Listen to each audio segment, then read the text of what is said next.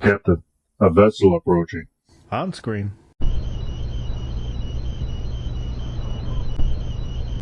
We're being hailed. Every weekend over at gearwebsites.com, our online store, we have free Patch Friday. And that means that every order placed on our store on Fridays is going to include at least one free patch. So that's every order with no coupons, no minimum order, no codes needed. You place the order on Friday, and when it arrives to you, it's going to have at least one free patch. Your support means a lot to us, and financial support is critical. So thanks again to the people who keep us online through purchases at gearwebsites.com.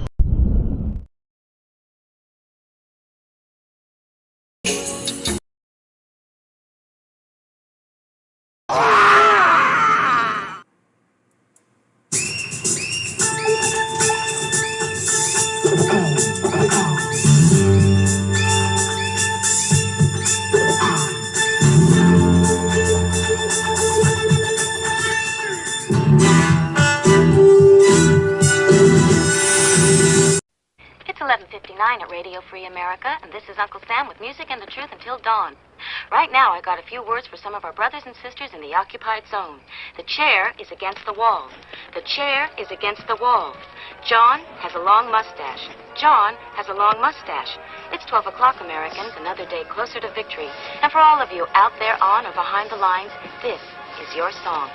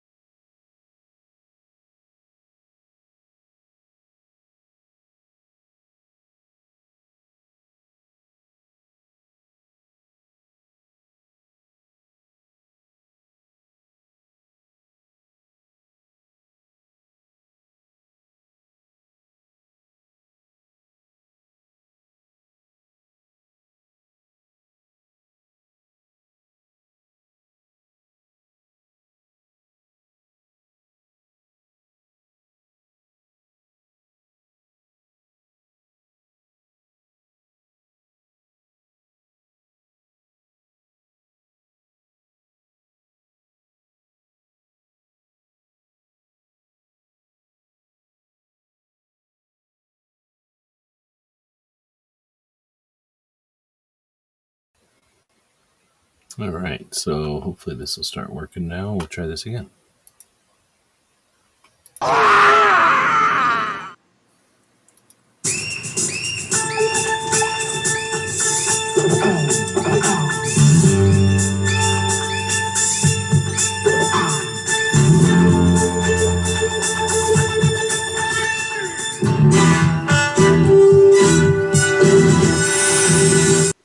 It's 11:59 at Radio Free America, and this is Uncle Sam with music and the truth until dawn. Right now, I got a few words for some of our brothers and sisters in the occupied zone. The chair is against the wall. The chair is against the wall. John has a long mustache. John has a long mustache. It's 12 o'clock, Americans, another day closer to victory. And for all of you out there on or behind the lines, this is your song.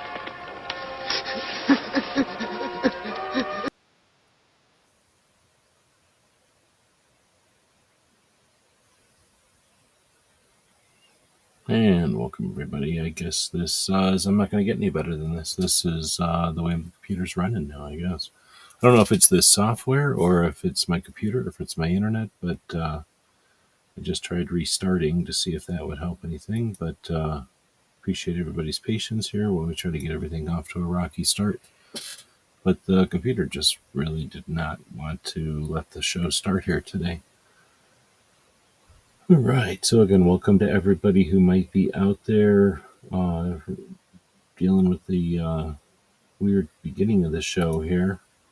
I'm going to... Am I screen sharing? I will eventually be screen sharing. Here we go. And we can bring that up full screen. I think that'll work. And maybe I'll start seeing some comments over here. There we go. So we got Mike White, hopefully he's still out there, joined us first. We got the poll out there. He posted that while I was creating the poll over there. So on YouTube, if you're listening to us somewhere else, over on YouTube, we have a poll each week. The same question every week. How was this week for 2A? And you can vote good, great, or I guess great, good, okay, or bad. Feel free to elaborate in the comments. After all, this show is all about looking back at the week in 2A, right? So let's see what people think about it. And I guess what I use as my notes for this is the history over here on YouTube. So we'll jump over to the history. We'll open that up a little bit larger here. And we'll again invite everybody to check out the poll, and we'll go back and look at that poll here in a little bit. Now, I'm sure this will screw up the screen just a bit when I start to enlarge it. Like I say, normally I would have this, I'll try to have this done before we get going, but the computer's acting goofy. I almost bought a new laptop today, but then I didn't. All right, so again, thanks to Mike White for joining us tonight. We got Patriot out there. Welcome. DJ joining us. Dropped a link for your websites. Thanks for that.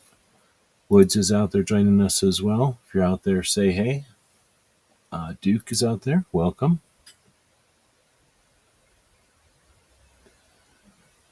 Patriot saying messing with you. Nope, not messing with anybody. Just didn't have, I don't know. This software is a little goofy, so I'm not going to say I'm running it right. It uses this browser I don't like, so it uses Google Chrome. I don't use Chrome very often, so it could just be a Chrome issue. I don't know. But let's dig in. So this is my watch history over on YouTube. Essentially what I've been watching for the week. Well, I do watch stuff on other computers and stuff, so it doesn't have everything, but has a lot of the stuff. And that's what we'll use for our guide as we go back, take a look at what happened this week with 2A. The goal is to have a show that keeps track of this stuff on the regular so that when somebody might want to go back and try to catch up, they don't have to bite into a month at a time or, maybe daily, which would be too much to absorb. So taking a look back, of course, this week we have the House pushing through a big giant bill that has a really cool piece about the suppressors in there. And we'll see if it's 7:30 at night. And this happens more often than not because of the time this show's on right now. It's 7:30 at night on a Friday afternoon, Friday evening. And that was the electric company texting me to tell me my bill's due.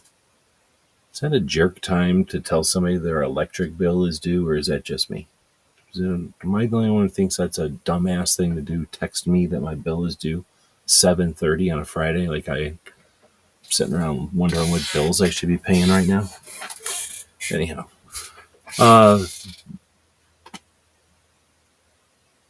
Totally forgot what I was thinking about there. Where I was even chatting. That happens when you don't have a co-host. I have no idea where I was at. I really thought it was somebody texting me back from something else, so I had my mind sort of set on that. Patriot says I was close to buying a Mac Mini desktop, but I got distracted this week. Oh, man. I was about to buy Starlink, and then I forgot that I was supposed to be doing this show, so I was about to click the button on Starlink right now. Guns and Waters out there, welcome. Woods is saying the suppressor thing going forward makes it at least a good week. That's something. We'll talk about that a little bit more. Of course, the Senate needs to pass it as well. Gunswater tell Yankee that Marshall that his thumbnail's wrong. It's Silencer Central, not Silencer Co. They lobbied against suppressors. Well, number one, Yankee probably has the wrong one on there for views or for clicks or whatever. Or he's got some, he's playing some kind of joke or something. But I don't think Yankee, well, he probably plays with his thumbnails. He definitely plays around with thumbnails. I like playing with AI, and I use that as an excuse. I use my thumbnails as an excuse to make AI images. Yankee plays with thumbnails to get, views. So he's going to do stuff on he's only going to play with his thumbnails for his purposes. He's not taking advice on thumbnails, not from me. So, plus I only talk to him on Thursdays or whatever, or every other once in a while on a Thursday. But, yeah, I don't know what's going on with the suppressor thing. But anyway, or at least stop part of the suppressor thing. But we can talk about the issue itself. So we have the Hearing Protection Act, which is something that came around in 2017, I think, for the first time. Maybe even earlier than that. But then in 2018, in November of 2018, I think it was, as I was coming home from a road trip at that time, we had that abruptly end. Did I walk away from the mic? Yeah. I just noticed that it's 2 degrees cooler outside, so I'm opening up the door. And I might turn on the fan, since it's cooler outside than it is inside.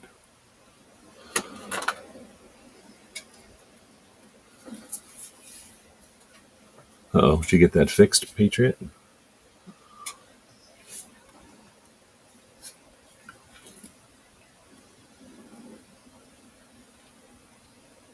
Yep, that's a problem not having a co-host, because now I forgot what I was talking about again. Came over here to turn the fan on, and now I lost again. So I guess we'll just start with the Crumps thing here, talking about the cans. So the can's been going back and forth. Oh, I guess I was talking about Hearing Protection Act. Came around in 18, got stopped.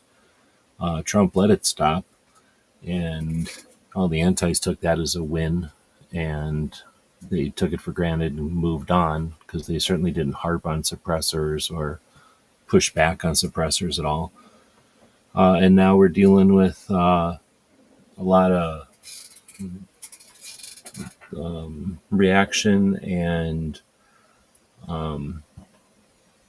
potential, right? We got a lot of potential in the next few weeks. So obviously we have the potential to talk to senators, use our, what is that? Is that a soapbox, or is that the ballot box? I don't know what you call it when you talk to representatives, but one of those boxes to talk to representatives. That's good. It's a good muscle to exercise. The organizations, minus a few, if you notice, there's a few of them that they wouldn't let jump on the bandwagon there. Hopefully people are noticing who's not on these lists of groups working together. There's a reason they're not letting some of these greedy jerk company or jerk organizations take any credit for this. But obviously we want to make sure that it gets passed through the Senate. I think there's a lot of opportunity or potential for awareness here. There's definitely the people that are going to make their money making fun of the antis who are freaking out about this. But if we really want to affect change, the real opportunity here is to educate. Suppressors get really, really hot. Suppressors have to be concentric, or else they break, right? Or they're dangerous. So suppressors are essentially fragile. They get super hot. They don't make anything silent. And there's more, they raise the profile of the sites, so that you have to have huge sites if you really want to still be aiming over the top of them. they create a mirage. So once you shoot a couple of times, the heat coming off of them is going to interfere with your ability to shoot at any kind of distance. So suppressors are by no means magic or great. They burn a lot of people all the time because people don't think about it, but they get super hot after just a shot or two. For all these reasons, they're useless in crime. Here's how you know they're useless in crime. Nobody uses them in fucking crime. Like if they were useful in crime, do you think criminals using other illegal guns to do illegal things would not put an illegal can on there?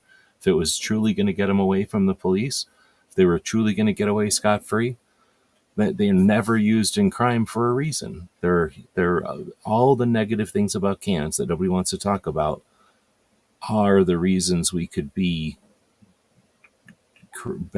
creating channels with the other side in understanding and awareness, which would break down other misconceptions and I won't say ignorance, but ignorance in a nice way, not understanding, not awareness that they have about short guns or that they might have about semi-autos or who knows what their misconceptions are. But instead of allowing the people that want to divide us to exploit those misunderstandings, the situation we have with suppressors right now gives us an opportunity to educate and to create awareness like never before. I'd really, really like to see. I hope there's organizations out there taking that approach. I hope there's at least individuals out there taking that approach. Let me know if I'm missing any, but I haven't seen any. DJ will. How many times do you think DJ has posted the Capitol switchboard number? But it's times like this that, I'm sure he can just, I don't think he types that every time. I hope that he's copying and pasting that. But it's the times like this when people like DJ, who, there's not very many of them out there. DJ's not quite unique, but he's personifies the folks that put in the effort in the comments, the interactive nature of the internet.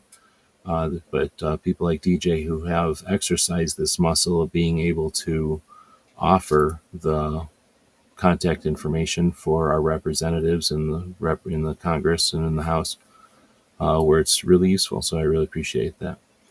There's Crump out there. Welcome. So hey, we got your thing up on the screen right now. So what do you think? Do we have an opportunity here to educate and create awareness for all the things that are being said about suppressors since they're in the news right now? Again, all the bad stuff about suppressors, all the part that sucks, are the reasons why they're never used in crime. They're never used in crime because they get immediately hot. If you bend them even a little bit, they make the gun useless. They're long as hell. Like the shortest ones are useless, so the quietest ones are the longest, and that makes them useless. Turns a handgun into a very, very long thing that you can't shove in your pants. You can't even touch it. Like I said, there's a mirage that gets created off of it. You can't shoot it really accurately unless you put really tall, obnoxious sights over it. Again, if you touch them or get them broke or bent, then the gun's useless. I mean, the guns don't even shoot well with them half the time unless they're kind of tuned. So there's nothing about these things that make them useful or appealing for crime. And the misconceptions that are out there and the misunderstandings and the exploitation of those misunderstandings, that could be illustrated right now. I'd love to see organizations put a real attempt into mending the channels of communication between those who hate our rights and our property and, pointing at those who are exploiting the rifts there. Because we have this opportunity with suppressors in the spotlight to illustrate how they're wrong about so many things and why they're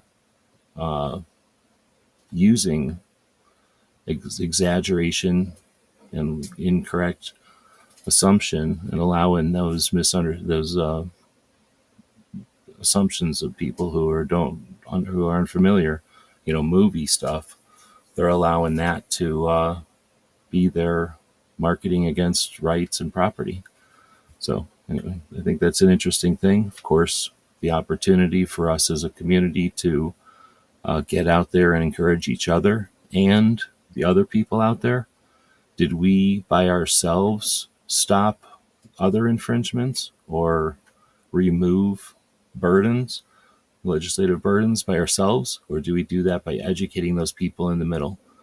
So trying to rally gun owners alone is worthless, right? Gun owners, we should be able, willing, and ready to jump up and work like this, because we should be exercising that muscle on a regular enough basis that this isn't just reflex for us, but this is easy work. What we really could be doing is getting others who have no interest in this on board. That would be a serious accomplishment. Talking about serious accomplishments, Armed Women of America, the Girl in a Gun conference happens each year, just happened this year, just shy of 1,000 ladies. So 950 ladies showed up in Colorado.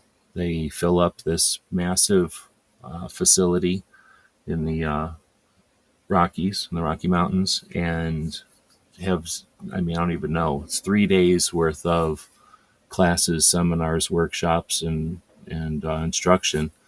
Everything from instructing instructors to basics, and everything from firearms to, I'm sure, some self-defense and other things, and including activism. So we live in the definitely way beyond gun culture 2.0, right? We're in gun culture 7 or 8 at this point, where we understand that as a culture, we have work to do. And we have, in this case, 1,000 ladies. So what do those 1,000 ladies do? Go home and live by themselves in little rooms that they rent? No, they have families and they have jobs and they go to church and they go to school and they go to civic organizations and they do things, and they probably are a lot of instructors and a lot of club members and range members who go back to their range, go back to their gun clubs, go back to their Girl in a Gun chapters, and bring the experiences that they've learned and share those. One of the best ways to absorb firearms training is to, as soon as possible, teach what you just learned. So everything about the Girl in a Gun event, which is, I don't even know anymore, 7 years in. It's at this point, maybe more than that. This is, and it's not even unique. This is, the largest of the female organization's yearly events, but it's not the only. Anyway, we're actually looking at Gun Owners Radio, talking about it last week on Sunday. They chopped up their show into shorts, and that's one of the shorts. Well, speaking of one of the other things, that actually there isn't, why can't I think of Women for Gun Rights, right? I want to say DC Project, but unapologetically armed out here is unapologetically armed is joining us. Welcome. But speaking of other female gun owners' rights organizations, why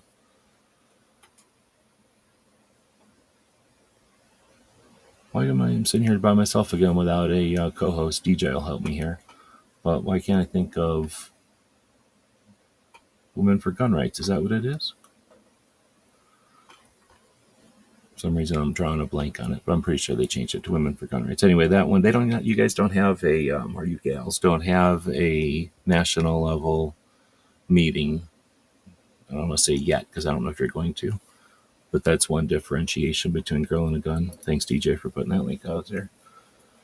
Patriot says, I tried staying anonymous, but I've actually had a local guy ask me if I'm Patriot in the dark. Has he seen the ring you wear? Oh, right on. Well, it's going to happen, I suppose. One of the reasons I don't like to do stuff on YouTube sometimes is because of that. That's one of the things. It's not necessarily inevitable, but it's something that will happen if you don't incorporate it into your project from the beginning, potentially.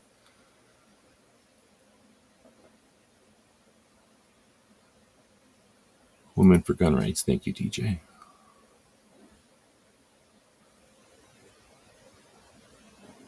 Guns Water saying Trump, thank you for the updates. Yep. Bond has magical suppressors. That's true. It's a good point. And, of course, people don't correlate or think about how cars in movies blow up all the fucking time. Like you look at a car funny in a movie, you back end it, falls off a bridge. Look, if your car falls off a bridge, it's blowing up, right? In reality, when has a car ever blown up? Nobody thinks about that. Phones or something will just explode when they need to in a movie. Like all kinds of dumb shit happens in movies. But when dumb shit happens with guns, everybody just goes, "Oh, guns must be like that." Like there's no challenge to that. And I don't know if we need to do that, but we certainly could do that. We could challenge the misunderstandings and misconceptions out there, right? Women for Gun Rights annual meeting is in D.C. Okay, then I'll shut up because I don't know. So that's right. Or I should say thank you. I didn't realize there was one. Oh, that's right. What am I saying? I do know because Krabby Turtle has been out there to cover it. So I didn't think about it. It's not really a convention as much as you actually get work done. Women for Gun Rights, that's what their whole thing started as. They gather in D.C. and meet with the representatives each year in groups of, I think, 3 or 5 or something, maybe three at a time. And then each of the 3 ladies goes to each of the 3 states, if I understand it correctly. And then and I think they mix it up so that there's pro and anti states together. And those ladies meet and offer themselves as liaisons with the community, but also as subject matter experts, people that the representatives and their staff can use if they have questions or if they want to, evaluate some kind of data or whatever.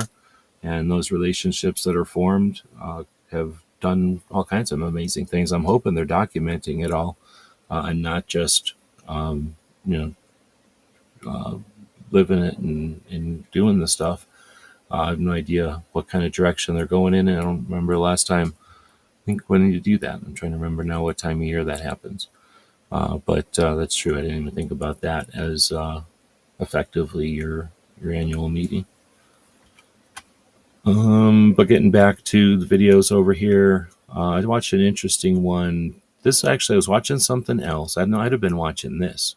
And then this next one we're going to talk about. And then it rolled into this TED Talks that I ended up watching because it was about the future with warfare and artificial intelligence. And this guy who makes drones, drone munitions, robot munitions, so weapons that are artificially intelligent and self determining.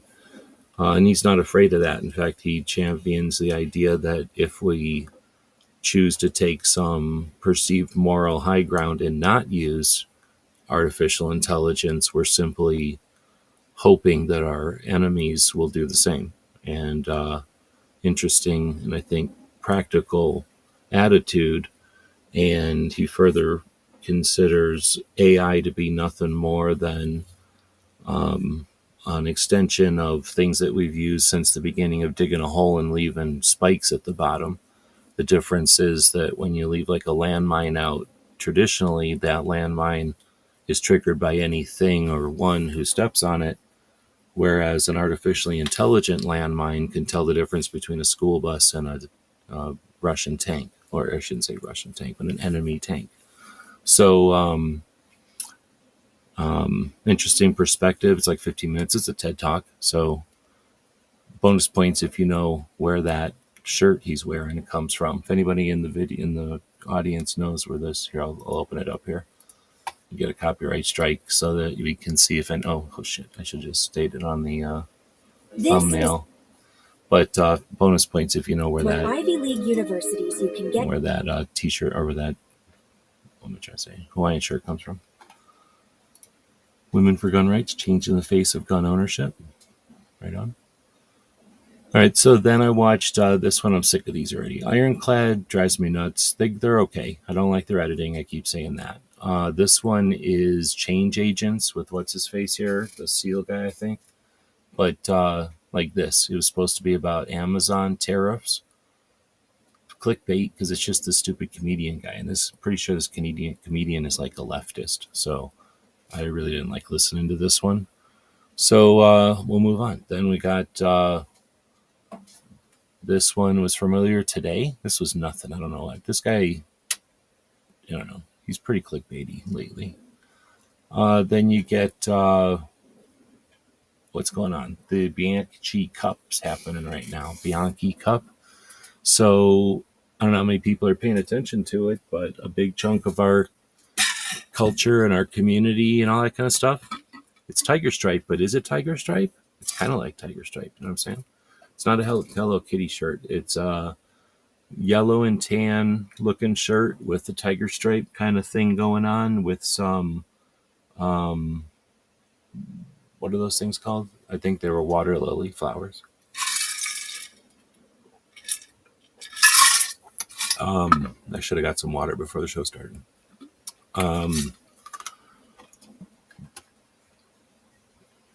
So the Bianchi Cup is happening right now, and it's not like I'm a big fan of sports shooting or all that aware of it, but Bianchi Cup is an interesting one. It started out, I'm pretty sure it started out as a cop thing, and interesting history to it, and it's still going. And I think the NRA took it over for a little while after the industry started it, and then now the CMP is running it.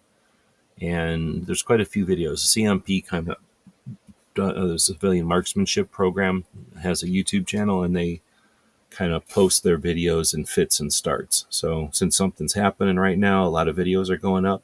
I think they do pretty good production value. They show interesting stuff. In addition to creating awareness about what they're doing, they're creating an archive for the future. So future people who will tell robots to research this stuff will be able to find what the Civilian Marksmanship Program social media people are putting out there. So I think they're doing a great job. It'd be awesome if, and maybe all the sporting events do this, and I'm just not paying attention to it, but I would like to see as many sporting events out there participating in the socials, normalizing gun ownership, normalizing the variety and the nuance of things, or maybe the multiplicity of things that we do with firearms, most of which are super boring, most of which are, well, all of which have nothing to do with violence or any of that shit. So anyway, I watch those. It's interesting to see what's going on, keep up with not only the events, but how they're covering the events and who's covering the events. By watching this, right, having this in my history, it means that YouTube will send me more stuff, either from Civilian Marksmanship Program, which I'm okay with, but also about the Bianchi Cup. Bianchi? How do you say that? Bianchi? However you say it. The Bianchi Cup. Then we've got Muchacho. Please do not say his name. I don't know if he's late to the game or what, but I'll put this link in here. Copy link. I'll put this link in here for Patriot if you want to check it out. This is the USMC Ontario Knife 3S, which is the fighting bayonet that they came out with for the M16, but they did that a long time ago. So I don't know why Muchacho is posting this now. Like maybe he just got it. I didn't listen to the video, but he's one of our blind gun community folks out there. So if anyone wants to check that out, I'm sure he's describing the bayonet. Bianchi. That's probably how you say it.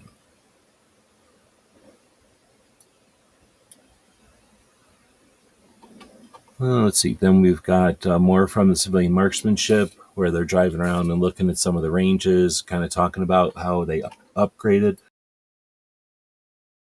They upgraded the facility and used the old facilities for the club members because they're doing the cup at a club, and that way the club doesn't have to shut down. We have a gear channel, so there's a bunch of videos going up over on the gear channel. I don't know why I'm looking at my emergency blankets. Went out driving around and downloaded a couple of these audio they're videos, but he's just sitting here, so it's really audio. Is there anything to look at? I guess I don't know. I just downloaded the audio. But talking to Tony last week, I don't know if we talked about this on the show or off air. We might have talked about this off air. But anyway, he was talking about this channel that he found, Dead Warrior Society. And the guy does kind of history of past warriors, I guess. So in this case, it's the first two. I think there's 7 altogether chapters, but the first 2 installments of his origin story of Robert Rogers and his Rangers, who is the first special operator for the United States. A lot of people say it's one of the guys that kind of invented guerrilla warfare, and is the origin story for the Rangers, I'm pretty sure. So anyway, it's pretty interesting. The French and Indian War. Some people say that the 6 Years' War was really World War One. When you think about being a war that was in multiple theaters with so many countries, that really lasted for a long time. And the French-American War, what we think of as French-American War, was really just the North American theater of the 6 Years' War, which was a war taking place across the entire world. So kind of like the Pacific theater of World War II, the French and Indian War was the French fighting the English with the Indians, I guess, involved. So that's when I guess Robert Rogers started kicking the shit out of the French, essentially using the same tactics as the natives and being way better. So a lot of times back then, wars of attrition, you just didn't care about your soldiers, so you would put them in lines with each other and they'd kill each other. So you did that throughout time with swords and spears and rocks and shit. So once they got guns, they just kept fighting the same way. And the people who are guerrillas, people that are warriors, are not going to just stand there and get killed. So you start getting small unit tactics involved instead of wars of attrition.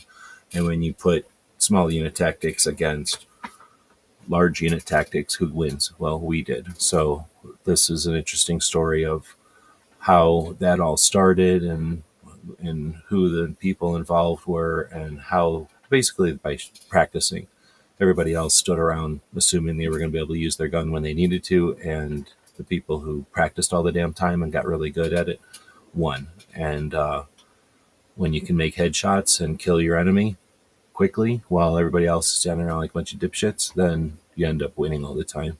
And this is back in the olden days, and what helped form our country, at least for our fighting parts of our country. So this guy does a pretty good job of describing it, and thanks to Tony for hooking me up with that channel, Dead Warrior Society. The problem is I like what he's doing with this one. The other stuff he's talking about is like gladiators and shit I don't care about. So I probably won't be listening to all of his stuff, but if you like all that kind of stuff, you might dig that channel. We did talk about it on the show. Okay, thanks. So it was worth listening to, but will I listen to all 7? I don't know. He's a nerd and he gets really into the description of what's going on. Like I'm pretty sure he's read just a lot of sources about these people, because it seems like a lot for one book or something. So I'm guessing he's just a student of this topic and knows a lot about it. But because he knows so much about it, he gets into some real weeds, and I'm just not that much of a history buff. But the overviews, the first couple is, I guess, sections of this. The second one really is a big overview. The first one kind of gets nerdy right off the bat, and he must have gotten some feedback and went a little bit more of an overview in the second one. Anyway, pretty interesting. Then we get to Black Powder Podcast talking with Glock Shooting Sports. This is an interesting interview. I mentioned this was at NRA show. Well, it was at NRA show, but I don't know if anybody else that I pay attention to interviewed GSSF. But, so there's Glock, and the way that this guy, Chris, I guess, describes it, Glock wanted to ensure, like Glock the dude, not, the man, wanted to ensure that Glocks had the status of a sporting firearm, and to ensure that, created a sporting organization, which is neat. I didn't know. I don't know if I've heard that explanation for the origin, but that's a valid origin story. But what I've always liked about the GSSF, which is the Glock Shooting Sports Foundation, right, which doesn't really explain it. It's the arm of the Glock company, which I guess you could say sponsors shooting events pretty much all over the place. I forget how many he said there were, but I think he said there's 40,000 members and something like 13,000 active members. So that gives you some idea of the scale. Now, there's events, usually kind of depends on how big your city is, how many people are active, or how many people are active in hosting these events, because Glock will show up anytime, anywhere. It's just a matter of having hosts out there. But like in Arizona, I think we have 2, maybe 3 events a year, but I'm sure places like Las Vegas have them every month. Kind of depends on the population and how many people are traveling, and some of them are larger, more attended events than some of them. But anyway, there are all these events, and you show up. They're unique. Glock shooting events are unique because, one, you shoot Glocks, and I don't think you can even shoot anything else, so go cry if you have a problem with that. But it's sponsored by Glock, so it makes sense. So they're also, you don't have to walk around or run around or anything. They're very low impact to your human, to the body, to the joints, to your skill sets. And then they're pretty much, there's only like 5 events or something, 6 events, and then they usually run 3. So I think of the 5, they usually only run 3 or maybe 4 or something like that. So it's actually probably one of the lowest impact, one of the easiest, one of the most effective beginning sports you can get into. And I think in some ways they built it that way, but in other ways they also wanted to make sure that it could work at an indoor range. It could work at the smallest outdoor range. If you want to put it at the biggest outdoor range, you just add more, but you don't have to have a lot of facilities to host a Glock event, which is really cool. And you don't even really need a lot of stuff. You can do it with just cardboard stands if you wanted to. You can do it with some steel, so most places do, but kind of do a mix of steel and paper. But if you needed to do it with just paper or just steel, you could. So as far as things go, it's kind of like a sporting event with training wheels, but at the same time, they did it that way intentionally so that it's real low impact. And like the youngest kid could do it, the oldest person could do it. 9mm shooters are able to do it and succeed.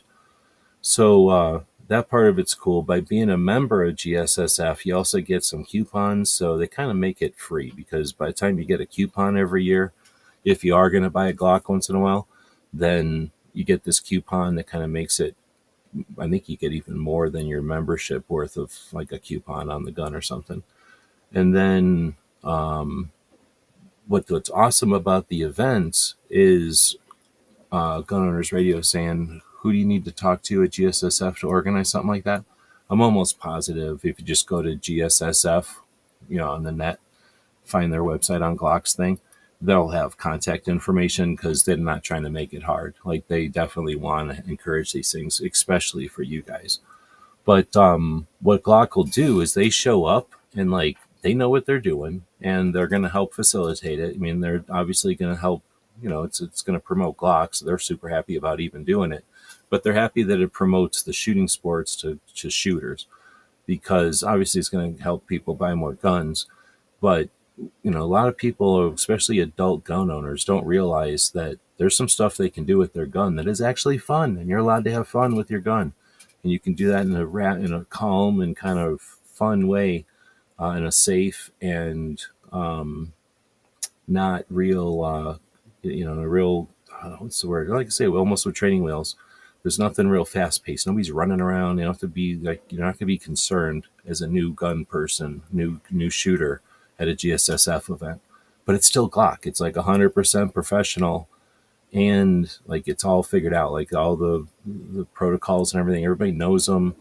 So many people, when you host one, you find a range, You say, I want to host a GSSF event. They either know what they are or they don't, but 99% of the time they're going to know what they are. There might be a couple that are like, I don't want to do it for some reason. That's fine. So find one that can do it. And then once you do it, you call Glock, you find out when is good for, when you can do it. And they'll say, okay.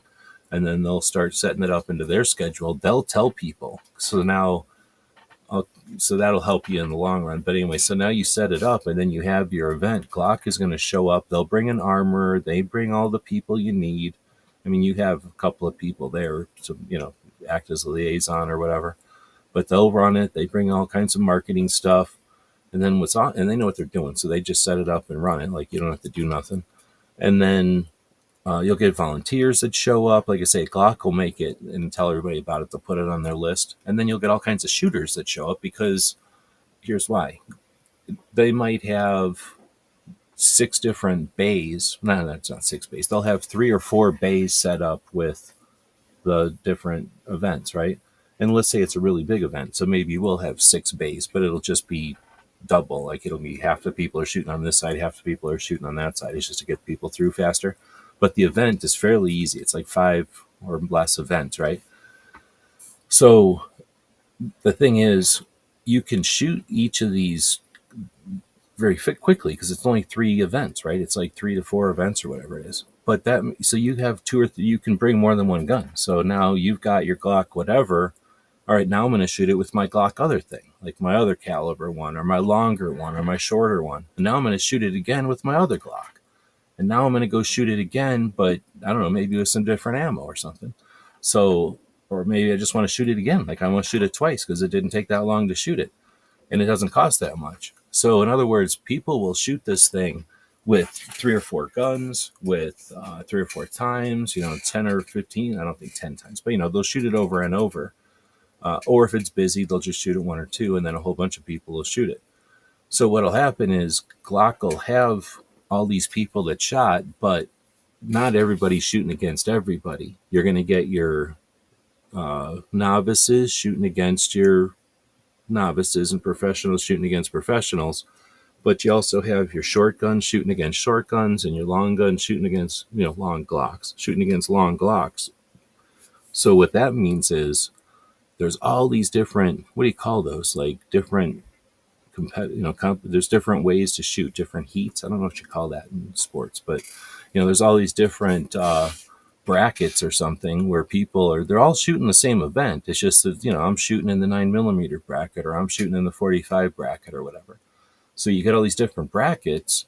Glock gives a gun away for each of those brackets. What? Yeah, like every single time Glock shows up, they just start giving guns away. So people show up because you're going to get a free gun. Like if only 25 people show up to a Glock of shooting event, like probably they're all walking away with a gun. Like Glock is super cool about giving away guns at these events. They're a super, super interesting thing. So anyway, it was interesting to hear that there's 40,000 people signed up for Glock Shooting Sports, GSSF, but only 12,000 or something active participants. So that's a whole bunch of free guns going out there to those 12,000 people.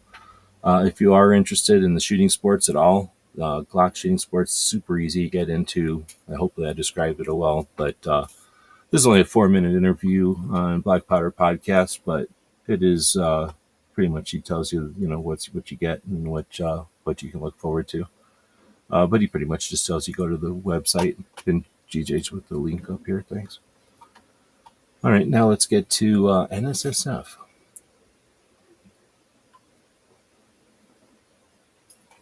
And you mean a free gun zone you'd want to go to. So this is NSSF. I'm always getting mad at them for wasting their own money. So I don't think it's their job to teach what minute of angle is. I don't know. I could be wrong. Somebody can challenge me if they want, but I think NSSS have other things to do. We got plenty of people on the internet who can teach us what MOA is, and I'm going to stick with that. That being said, I did watch this, and this guy's got the best explanation of minute of angle that I've seen so far. And I'm old, and I've seen lots of people try to explain it, and this guy explains it best. So I am going to have both positions. This is a good video, but I still don't think NSSF has any business putting this out.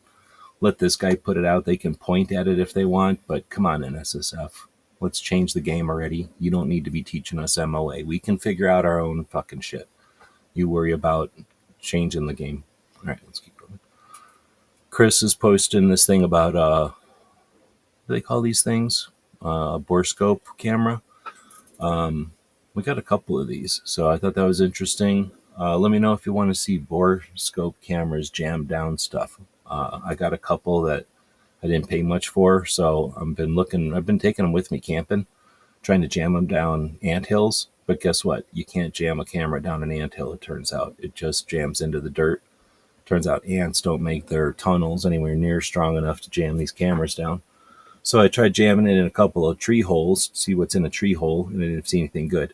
So if you can come up with something interesting to jam one of these cameras into, let me know, because I take one out camping all the time. Or if you know someplace around town to jam one into, let me know. I don't know if Chris is jamming his into stuff other than guns, but I'm not worried about where I'm jamming mine.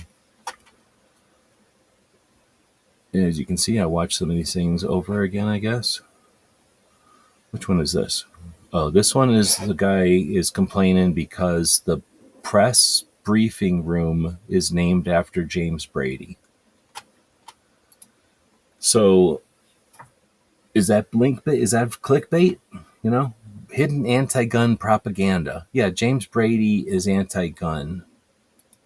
I don't even know why he has anything to do with the press. Was he like the press secretary? Was he Reagan's press secretary?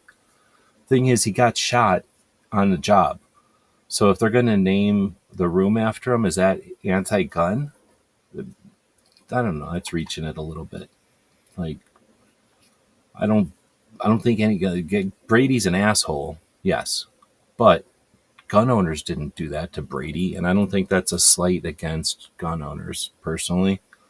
I mean, I don't like Brady, but again, he was working for the president and he got shot. So I can understand why they'd want to give him something for that. I don't know who makes up the rules about who gets named, what rooms get named after what, but I'm going to go ahead and say if this guy can make a video about it, I can say that's clickbaity shit to me, but whatever. I don't have a problem with this guy, but I'm thinking, is he desperate for clicks or something? I don't know what's going on. Then we get to Forge of Freedom. Is this the best video I watched this week? I think so. Woods, are you out there? I think Woods needs to check this one out. DJ probably would dig it. But for this, he has a conversation here with the guy that writes Gun Facts, the website Gun Facts. Gun Facts is something that we've used on this channel or on the Daily Gun Show podcast for a good long time. Like, we would use that as a resource when we were really doing a lot of stuff. Brady was the press secretary. Thanks. So see what I mean? Like, naming the press room after the press secretary that took a bullet for President Reagan. It's kind of cool. Like, that's kind of, you know what I mean? Like, I mean, he wasn't like, did he jump in front of the bullet? I don't think he did that, but he did stand there and he got shot. And Reagan didn't. Or I shouldn't say he didn't, because I think Reagan still got shot, right? But Brady also got shot. Is that what happened? Anyway, like I say, I'm not sitting here trying to say Brady ain't a jerk, because he is a jerk. But I can understand why somebody would want to honor him, I guess is what I'm saying. And is it anti-gun? Like, it seems kind of petty. I don't know. I'm a gun guy and everything, but you know what I mean? Like, does everything have to be against us? Like, is everything about us? All right, so this is about us. So this guy had a really cool gun website. Wait a minute. We have the best gun websites. This guy's website is about gun facts, and it's super good. Been around for a while. Alex talks to him about it, and like the origin story and a little bit behind the scenes. And I can't remember. For the life of me, it seems like I remember seeing this guy in an interview somewhere, but I can't remember where. So I feel like it's not the first time I've seen this guy, but this was certainly a fresh look or a fresh conversation about his project. And then they spend the second half of it kind of talking about specific issues. So the first part of it's kind of talking about him, his books, and his projects, which include the website, and then kind of the why, and then they start talking about specific things. Then Alex posted another one. This one is from the NRA one. So if you've watched the NRA live stuff, then you've already seen these, but he edited them up into shorter pieces. And this is a conversation about a survey that was done with 1,600 people who have been pulled over for a traffic stop while carrying a firearm. So 1,600 people who, who both of those things have happened. They were pulled over at a traffic stop while carrying a firearm, and then a series of questions, and they were talking about the results of that one. It was pretty interesting. Gun Owners Radio. I don't know if they're still out there. Talking about, can you lend your gun to your spouse in California? So again, they chop up their show, their premiere. Hey, since you're out there, what I was going to say is Mike does what was I watching? One of the other ones I was watching up here from you guys. This one with the 950 ladies attending the thing, the Girl and a Gun. At the end of that, you got like a little thing where Mike plugs the socials or something like that, and he says, check us out on the socials. I was going to suggest that you guys add to that, join us on Sunday where people hang out during our live premiere. Hopefully you'll go back to doing it live, but I would suggest adding come hang out live on YouTube, because you've got like 20 something people showing up at this point. And that's nothing to sneeze at. That's a pretty good pile of people showing up, and then hopefully get 20 people, putting out, sharing that, you're live, that kind of thing. That's certainly going to help the logarithm. And then I was also going to recommend, or at least ask, if you've ever thought about a Discord. I don't like Discord that much, but it does lend itself to giving your fans, audience, members, etc., a place to hang out and communicate, since the show isn't doing that anymore, right? Like the live show isn't that place to hang out at a specific time anymore. Anyway, I was just thinking about that, and it's a lot easier to say all that than it is to type it into the 250 characters we get in your comments. Thanks for that. We got a show tomorrow, I think. I should post it, or I should get it ready, I suppose. Anyway, so this is really just a chunk of the Sunday show, but if you get together or if you join us on Sunday, everybody gets together when Gun Owners Radio posts their show, the whole show, on Sunday nights. Okay, totally missed the mute button on that one. Let's see, then I don't know why this is in here, but one of these days I'm going to embroider again, because I got this big giant box of embroidery threads. You can go check that out on the Gear channel if you want. I watched this Google marketing thing. 84,000 people also watched it. This was something Google does once a year to talk about Google marketing.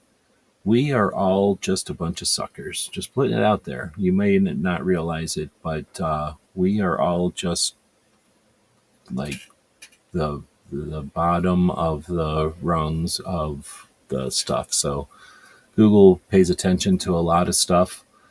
If you want to pay attention to some of that, when they brag about all the new crap that they made, it's one of the ways to kind of keep a finger on the pulse of what all they're doing. So it's interesting, and then it gets kind of scary, and then it gets frustrating, and then you may not even want to watch the whole thing. So what was it? An hour and 20 minutes? I guess I watched the whole thing. There's a chunk of it that's really difficult to listen to, and then there's a chunk of it that's kind of scary to listen to. But if you want to get some insight into what Google thinks of us, humans, its users, then check out what they say to the people who are really their customers, because we're the bait. Like, we're not the customer. We're not the fish that they're fishing for. We're the bait that they use to catch the fish. So if you want to listen to Google talk to the people that they really want to, that they're making their money with about us, then listen to that show. Let's see. Patriot says, what robots have you been using? Any good ones stick out? I've been slacking. I wrote a book and getting it published, so videos have definitely been slacking. Right on. I use a lot of the AIs. I have a service that gives me 12 of them or something. Like I can taste like 12 of them. I pay for the Chat GPT. I pay for the X. I might pay for a couple of others. I guess I pay for Adobe's technically. So at this point, it's just like vehicles, I guess. If you're going to go off road, you might get a Jeep or a truck. And if you're going to drive on the city, you might get some kind of race car, or you might get a little practical car, right? You might get an SUV. So it's kind of like that at this point. There's many robots depending on what you're going to do. Generally, they're for words, like saying stuff, text, that kind of stuff, or they're for pictures and video, right? Or they're for code. There's a lot of them. A lot of these robots are for specific things, and a lot of them are for codes, like scripts and codes and computer codes, like programming type of codes. A lot of them are for that stuff. So it's hard to answer that question anymore. Think of robots like software at this point. There's a lot of different software that does a lot of different things. All software is written in a couple of different programming languages. Robots or AIs, I guess, are just going to be enhancing the software and the stuff that we already use. Like it's no matter what you're already using, there's probably already AI in it, and you'll just get little, more and more AI pieces to the stuff that we already use. So there's probably not too much use in trying to go learn the robots right now. But I don't want to discourage anybody from doing it. This was posted in the Discord. Somebody doing some kind of 3D printing thing. I'm not the biggest fan of it, but I definitely am impressed with the production value. This is borderline exploiting guns for views, because he got 840,000 views and didn't do anything constructive. I would have liked it if at the end he said something like, here's a little, what was those things called? Like a, some kind of a little educational snippet at the end that was, something that people might actually enjoy. But instead, it's just a really high production value of somebody just skirting around guns enough to not get YouTube mad at them and make a bunch of money. It's hard to know what this channel's making per 1,000 views, but it's 840,000 views. So if it's $8 per 1,000 or if it's $3 per 1,000, does it matter when you've got 840 times that? So that's channels making some money. Talk about channels making some money. ATF to lose a chunk of the NFA. So I guess armed attorneys must have said something earlier in the week that I think they did say something that they didn't think that the House would pass the complete removal of suppressors from the NFA. And then it turned out they did. So I think they went online to say, hey, we were wrong about that. Is that clickbait to say one thing and then come back and say the opposite thing? I don't know. It's kind of a slow week, maybe. Here we got Gun Owners of America with a 3-minute video talking about the Hearing Protection Act sponsor. 9,000 views. So I think they bring in around $10 million a year. 9,000 views on a video. It's probably a week old. Then you got Gun Owners of America. Gun Owners Radio. Same thing. She Fires does her show on posts her things on Sunday now, and it sounds like she's done being a teacher, going back to IT. Interesting move. Imagine she'll elaborate more on that as time goes on. Gizzard, I don't know if Gizzard's out there tonight, but this used to be Gizzard's time slot right now. I'm horking his time slot. It's not quite quarking his time slot because he doesn't exist anymore. But, Gizzard exists. His show on Friday doesn't exist anymore. But, no, I was thinking of those. What do you call those things on Saturday? Can't think of what I'm thinking of. I'm just a bill. I can't think of them. They put one of those at the end of a video that's clickbaiting us, or that's using guns to their advantage, to make money, and then they just walk away from guns. Like, I tend to say fuck those people. But if they're going to drop a little Schoolhouse Rock, there we go. If they drop a little piece of Schoolhouse Rock at the end, why doesn't one of the national level organizations pay somebody who's clever to come up with Schoolhouse Rock stuff that then people can use to drop at the end of things? Hey, did you know suppressors are super hot, and it's ridiculous to think the criminals use them because it's a stupid thing, or something funny like that? Yes, Schoolhouse Rock. Thank you. That's the lag, but y'all knew what it was before me. Anyhow, you know what I'm saying? Like, is it impossible for us to actually change people's minds by not just laughing at them every time we fucking think we're right? Anyway, I'm going to move on. So Gizzard, who may not be out there right now, does a channel where he listens to stuff and then reacts to it. He's having some fun with it. I don't like any of the music he's listened to. Is that am I right to say that? I don't like anything he's listened to. At least anything I've listened to on his channel, I do not like. He likes things a lot more than I do. I agree with TJ. All right, so then you get Gunners America with a 3-minute video with 17,000 views. $10 million a year. I mean, is there anybody doing more for... I'm not bragging on them. I'm just saying, like, let's not act like there's something going on here that there's not. Is there anyone who's putting more work in this than Gunners of America? No. What the fuck? NRA ain't doing shit. NRA posts like a Instagram post every once in a while. And, they're changing. They're doing their thing, but they ain't doing shit for this. FPC, what are they doing? Like some memes or something on Instagram? I don't know if they're doing, or maybe on X. Sorry, some memes on X and Instagram. Second Amendment Foundation, nothing.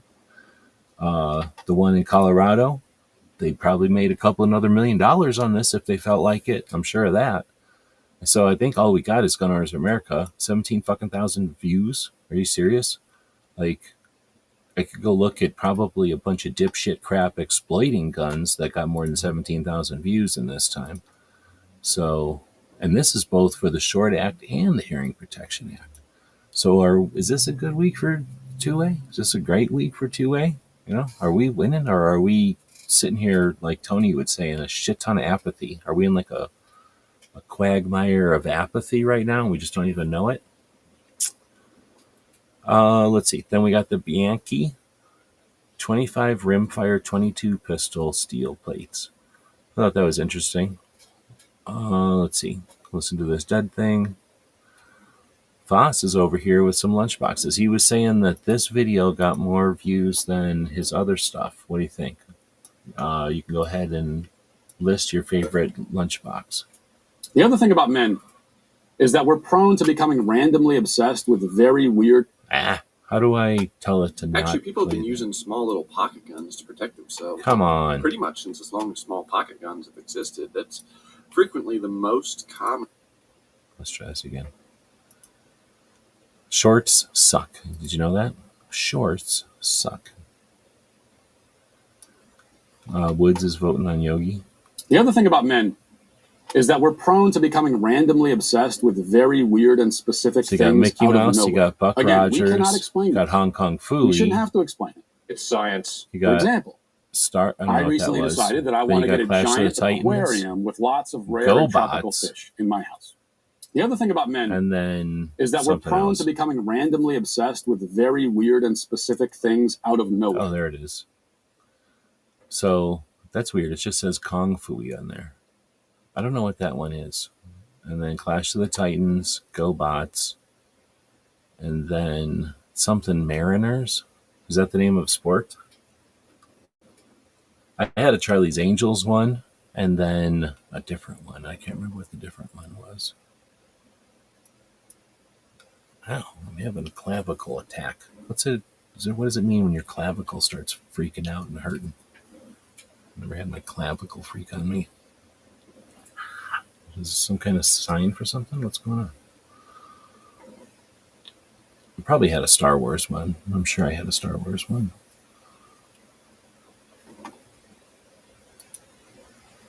DJ saying, I never carried a lunchbox to school, but I had several. Well, I definitely had to carry lunch in them for a while. In little kid school, I don't think I ever did in junior high or nothing.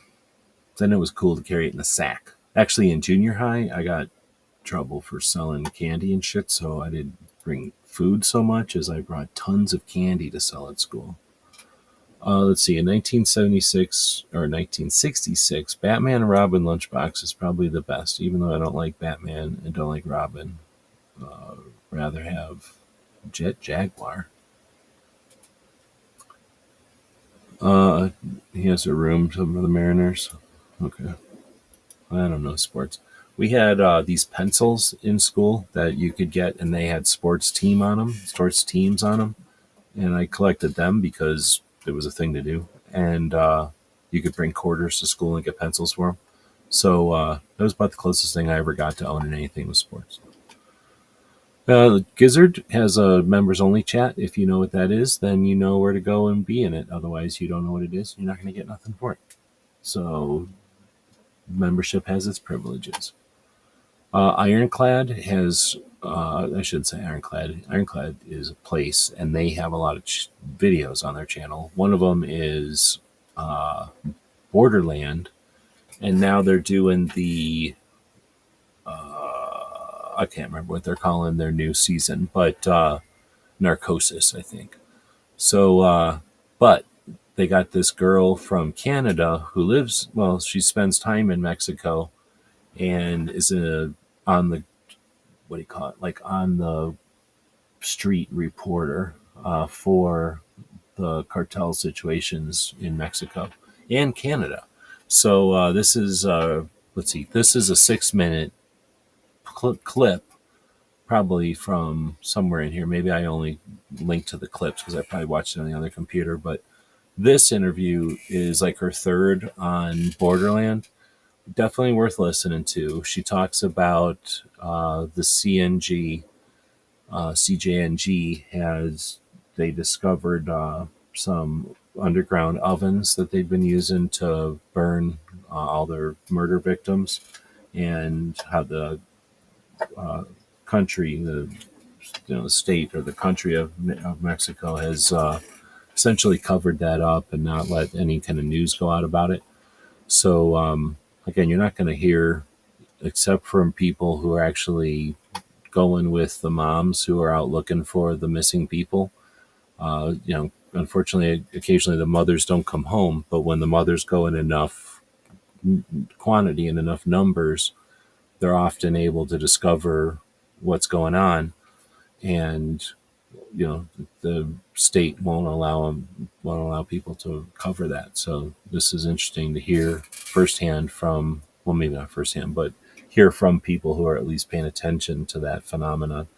In this long interview, though, she also talks about cartels using Canada and the distribution through Canada of all different kinds of things, including the fentanyl.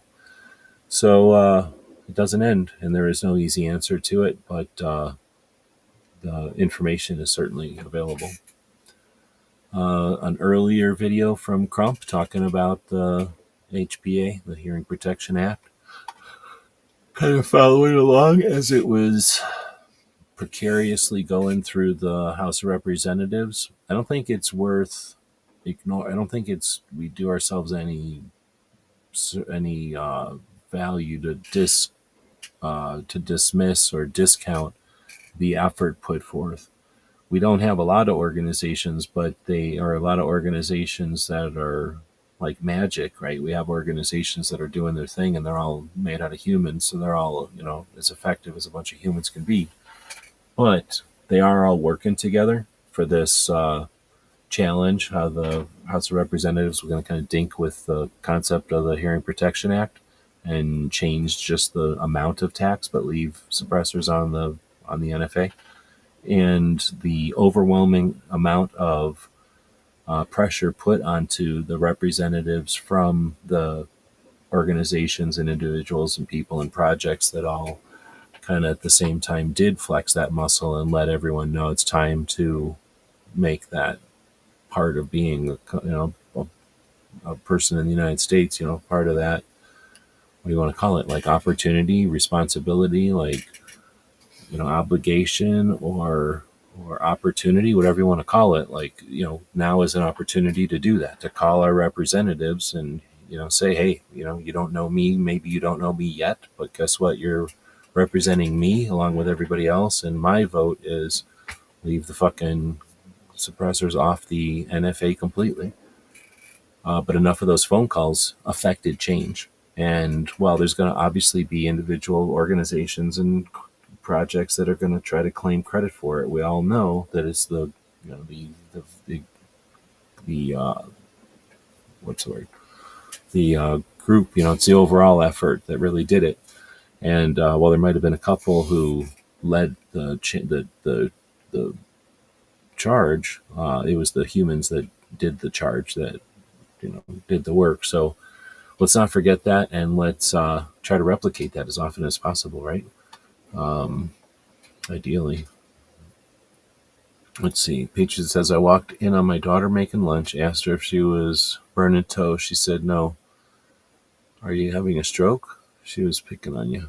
Yeah, exactly. Let's see. Then PJ's posting the contact information with a phone call or with the internet, but really making the phone call isn't difficult. I think quite a few of us have done that live before. You call the number, you get a switchboard.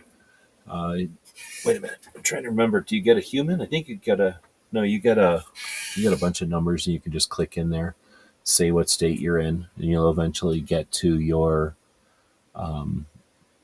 state representative's phone. And often that is just a message, but still, that's the process. And those messages, have a value.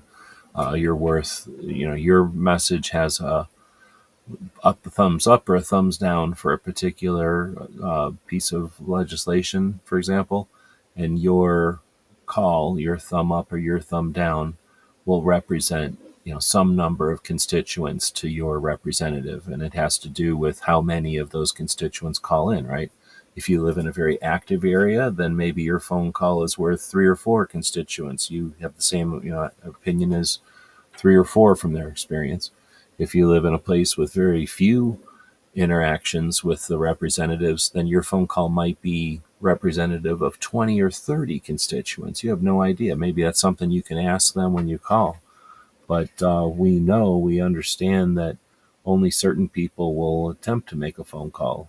Certain people will send an email. Certain people will send something in a piece of paper. And each of those has some value to those political strategists. And we know that that has value because we just saw the things change. And we know that it probably just squeaked by because it was with a vote of 1. There was a 1 in our favor. It wasn't like it was a landslide, and our efforts, it's difficult to determine if our efforts did anything. I think it's fairly clear that without our efforts, we could have easily had, a different result. But I don't know. A lot of people are going to say, yeah, that's other people's job. That's a job for other people. Let's see. Here's another blurb from the Borderlands. Definitely worth listening to Borderlands lately. Really enjoying the conversations as he brings on more and more guests that are coming at it from different perspectives. Speaking of Ask Gun Questions, I think DJ put a link in there for that. Thank you. We have a website out there called askgunquestions.com. You can ask a gun question there. There's no, not trying to collect your email. There's no other reason. It's not like you're going to be on a newsletter or anything like that. I don't know who you are. It's just in a form and nothing to it. Just gives you a place to type in, I think, a name and a question. And then on Saturdays, me and Tony get together and answer them occasionally. Sometimes we answer them. Sometimes we just bullshit. But kind of depends on what's going on and what's happening in our worlds. But, you know what it was? They were all labeled wrong. So I went in here the other day and realized that I had the titles all wrong. This software that I'm using was using the same date as the title, so they all look stupid, like I didn't know how to title my videos. So I went through. That's why there's so many of those showed up in here. I think on Sunday is also when Rich White does his show. So occasionally I'll go in there and listen if I'm getting some work done in the evening. Chris from the 740 joins us often, and he's regular on Ghosts show on Tuesday.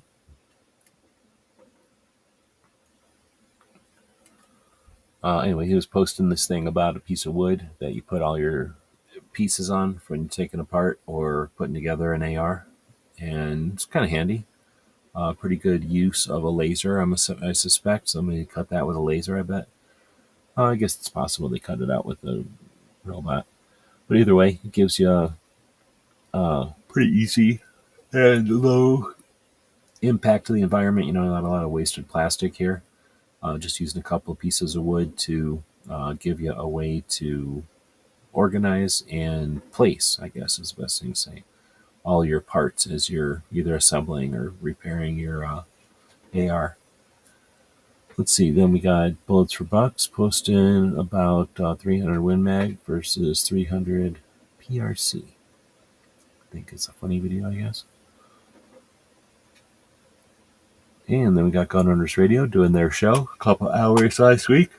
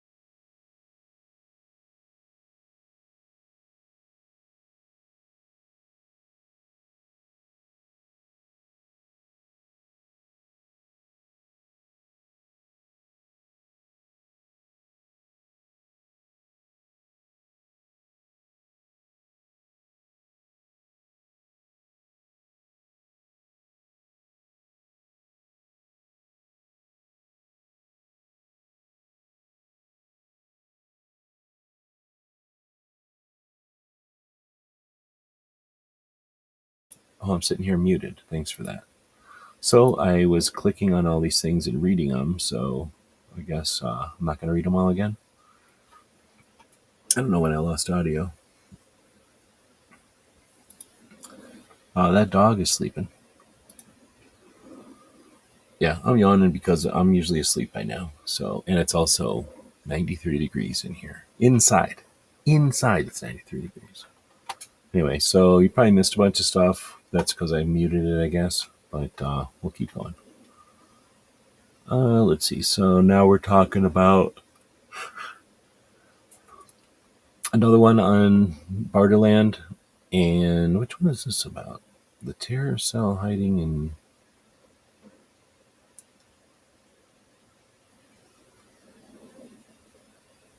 I don't remember that one. I'm sure I watched it, but I don't remember it right now. Then you got Rapid Fire Radio. So Toby goes live 3 times a week from Cape Gun Works. On Sundays, he does a radio show for an hour. Then on Tuesdays, he joins Grace Curley for the 2A Tuesday segment of her show. She does a radio show in Boston. It's real popular. And then on Wednesday, Toby hosts his own podcast, the Rapid Fire Radio podcast from the Cape Gun Works shop. And that's a 2-hour show. The first hour talking about news and guns and gun topics and that kind of thing. Questions from viewers and call-ins and stuff like that. And then the second hour of the show is typically a interview. So real good show to listen to live and to keep up. Toby's paying attention to all the gun stuff that's gone on out there. He travels and goes to quite a few of the events, but then runs a shop. So he's familiar with hands-on and what's been going on with all these different guns. He's in Massachusetts. Unfortunately, they're dealing with a bunch of really bad legislation right now. And Toby is one of the people who's fighting and resisting that tyranny. So the show gets into all of that and more, and doesn't get bogged down into any real portion of it. So of all the stuff I've listened to, it's real. I know Toby, and unfortunately, I knew him before all this bullshit started, and then now through all this bullshit. And there's only a few people on the internet or on YouTube that I know who are real, and Toby's one of them, getting real work done. And not for anything other than the sake of changing Massachusetts back from being this bullshit the way it is right now. Speaking of bullshit the way it is right now, let's talk about a fake wannabe 9mm. This is a little tiny Luger that Ron Wayne posted about the other day. These things are kind of like Lugers, but they're 22s. And the only way you can do that is to give it a lot of capacity in a tiny barrel or scale it down like they did with this one. So these are, I think they're like 2/3 the size of a real one. Something like that. Maybe 3/5 or something. It's hard to know. But I always liked them. They're made out of like Zamek or something, if I remember right. But they're still kind of neat. And for a minute, you could get them for nothing. I'm a dumbass and never bought one. And then, of course, now they cost an arm or leg because no one can get them anymore. But cool little gun back in the day, if you could have got one. And now you can go watch Ron Wayne's video and see what it's like to own one. Speaking of seeing what it's like to own one, the best thing that happens on the internet each week is on Sunday nights, or Saturday nights, I guess Sunday early mornings. That's called the Overnight Mouse Party. You can join Foss and all the people who join in on that on Saturdays. That's live, and that's overnight. So for all those people that do stuff in the middle of the night that everybody else takes for granted or ignores, Foss is hosting a live show. I will listen to some more of these things from Gizzard, and I don't like any of them. Gizzards or Giffords, not Gizzard. Gizzard would never lie, but Giffords is out there lying all over the place. I already went on the rant that we can just get views and fame and some fortune by bitching about what Giffords does. But why is Giffords doing what they're doing? Because we don't fucking change the dynamic, and they know they can fucking exploit this same old fucking bullshit of saying anything they fucking want, and all we do is go, no, they're wrong. So how about we fucking change the fucking dynamic? How about we take that ability away from them by fucking educating? So where are these fucking channels educating? Pat in a Bunker likes racing stuff around, I guess. So he was up there racing, I guess. Pretty neat. Talked about how Tony posted about this. That's probably when I first went over there and looked at it on Saturday. Right before the show on Saturday, I think I was watching this. I was all excited thinking, because it says, can you hide from thermals? Like thermal vision? Thermal, somebody looking at you with thermal optics. But it says rifles. So really what it's talking about is, are there things that can hide a suppressor from thermal? And the answer is, spoiler alert, only for a little while. I sent one of them, Patriot. I don't know what I should say live, so I won't say nothing, but read the email. There's one. I still have to get the other one. And then going back to, does this last week's? Crap. To welcome Ronald Andring Sr. as a guest to the Forge of Freedom. Hopefully I don't get copyrighted. Ronald Andring is a... but that was, I might have talked about that one last week. That is a really good conversation. How long is it? It is an hour and 30 minutes long. Both of them talk, like, they don't talk slow, but they talk at a pace that if you turned it up to faster speed, you're still going to be able to comprehend everything they talk about. But that is an amazing conversation. So many people are only going to superficially pay attention to anything that's fucking going on in our community, including stuff that's positive or negative, right? Like, so including the NRA. And Alex is one of the people who's willing to actually pay attention with or without, or I guess without skin in the game. Like, he's impartial, interested, and willing to talk to people who have information. And listening to this information for an hour and a half from this guy about the reform at the NRA is amazing. So if you really want to find out what's going on, I haven't found anything that even comes close to comparing with the comprehensive information in this one. I know people who know the data, but they are unable to put it out there for us to get it, right? Except for this conversation. Like, I know the people, we all know the people who know this data, but, except for John Richardson, who puts out a blog post once in a while, we get almost nothing from the people who actually know what's going on.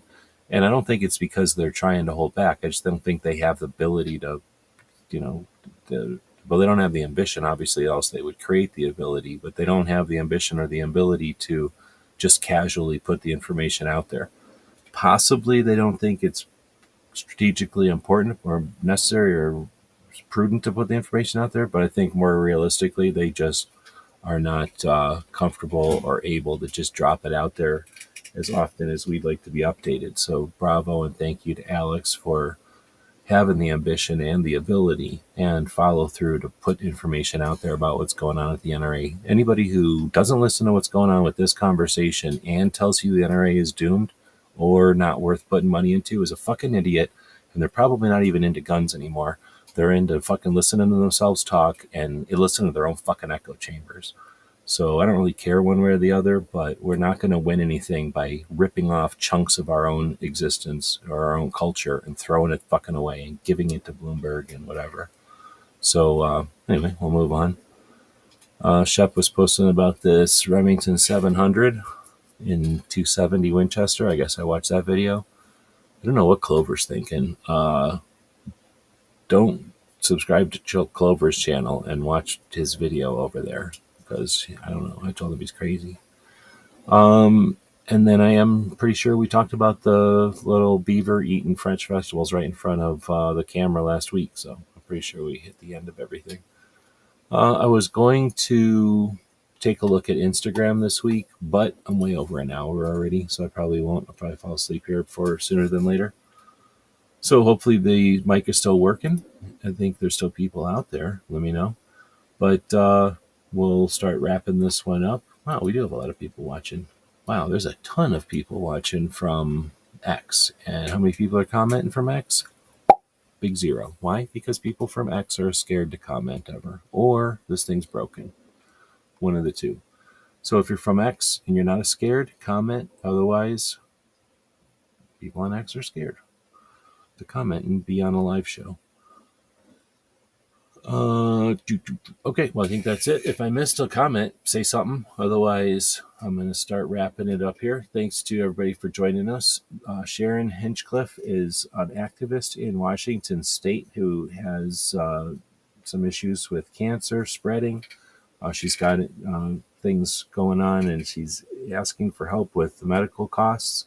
She has a Give, Send, Go that is on our X, and I'm going to go grab the link for that.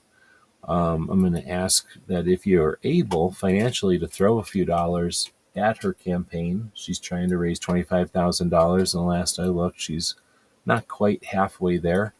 which I'm not going to say is pathetic or lame because we're a bunch of capitalists and we should be able to raise that kind of money on a whim any day of the week.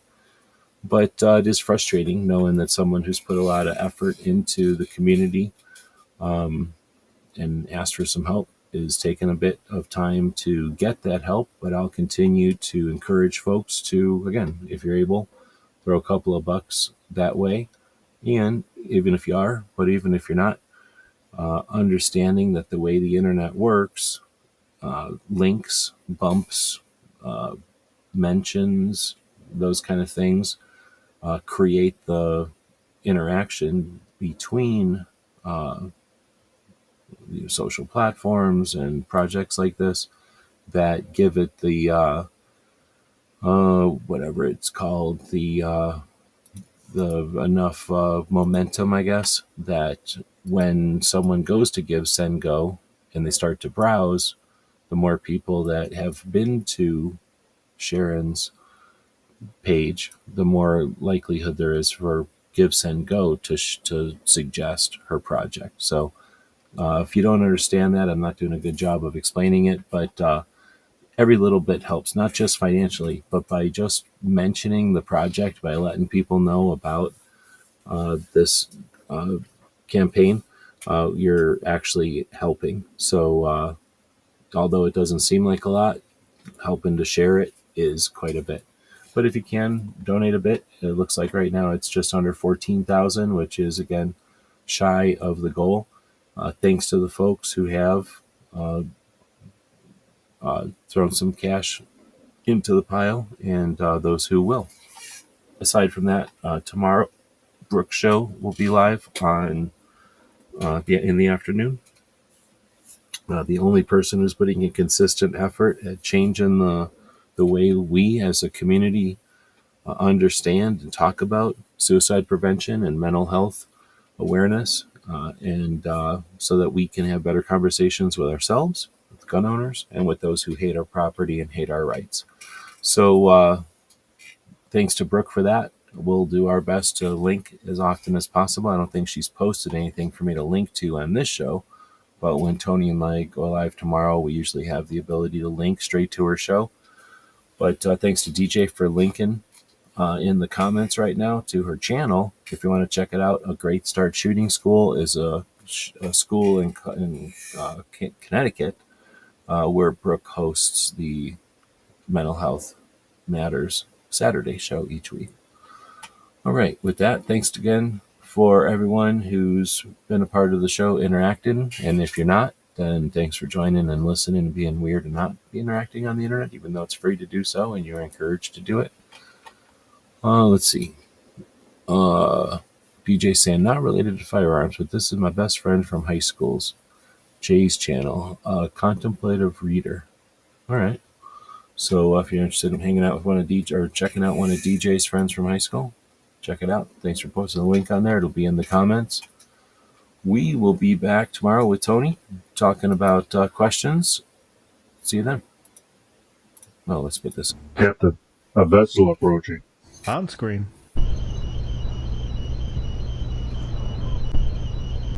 We're being hailed. Every weekend over at gearwebsites.com, our online store, we have free Patch Friday.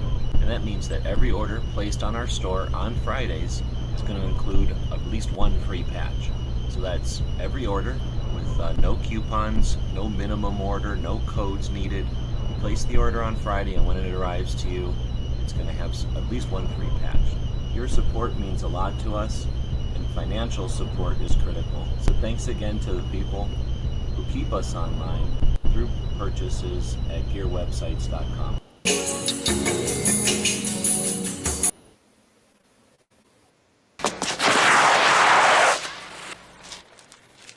Cheat.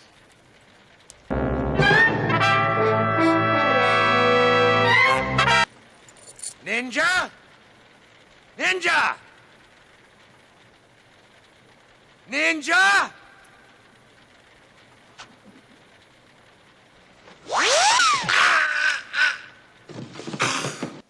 It's 11:59 at Radio Free America, and this is Uncle Sam with music and the truth until dawn.